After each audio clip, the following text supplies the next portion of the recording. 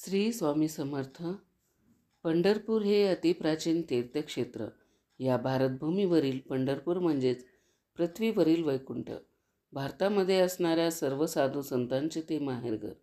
या पंढरपूरमध्ये भगवान श्रीकृष्ण आले आणि त्यांना पांडुरंग या नावाने ओळखले जाऊ लागले. भगवान श्रीकृष्णांना विठ्ठल विठोबा या नावाने देखील ओळखतात. अनेक पुराणामध्ये हे पंढरपूर कसे निर्माण झाले याविषयी अनेक कथा सांगितल्या जातात.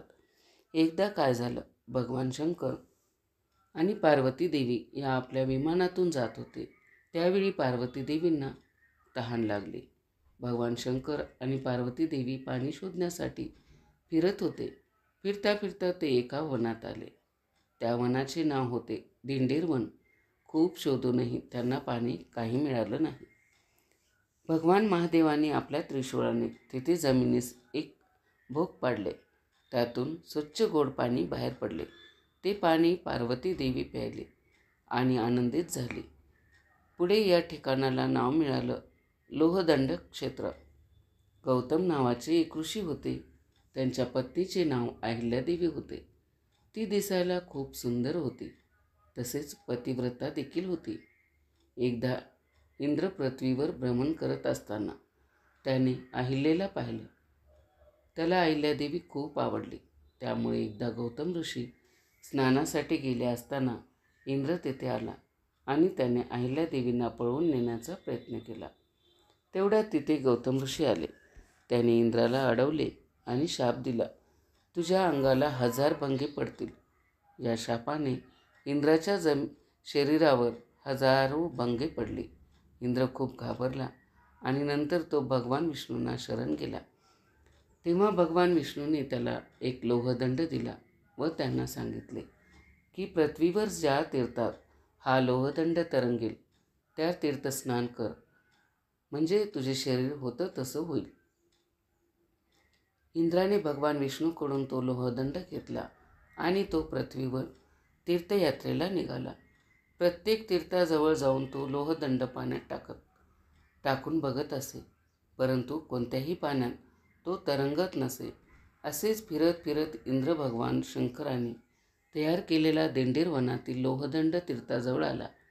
त्या तीर्थातील पाण्यात त्याने तो लोहदंड टाकला, परंतु तेथील पाण्यात लोहदंड तरंगू लागला. इंद्राला खूप आनंद झाला. तेथील पाण्यामध्ये इंद्राने स्नान केले. तेव्हा त्याचे शरीर पुन्हा चांगले झाले.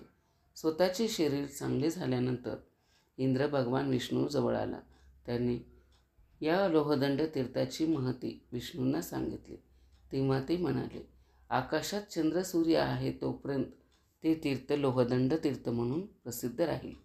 पुढे पुष्कळ दिवसांनी या लोहदंड तीर्थाला पंढरपूर असे नाव पडले. त्रिपुरासुराला ठार मारून भगवान शंकर भीमाशंकर पर्वतावरती विसावा घेत बसले होते. भगवान शंकराच्या घामाचे 2 थेंब तेथील पर्वतावरील पडले. त्यातून एक पवित्र नदी उगम पावली. तिचे नाव भीमा नदी. ही भीमा नदी वाहत वाहत पंढरपूरच्या लोहदंड तीर्थाला येऊन मिळाली. पंढरपूर येथे भीमा नदीचा आकार चंद्रकोरीसारखा आहे, म्हणून तिला त्या ठिकाणी चंद्रभागा असे म्हणतात. या चंद्रभागेच्या तीरावर लाखो वारकरी जमा होतात आणि चंद्रभागेमध्ये स्नान करतात.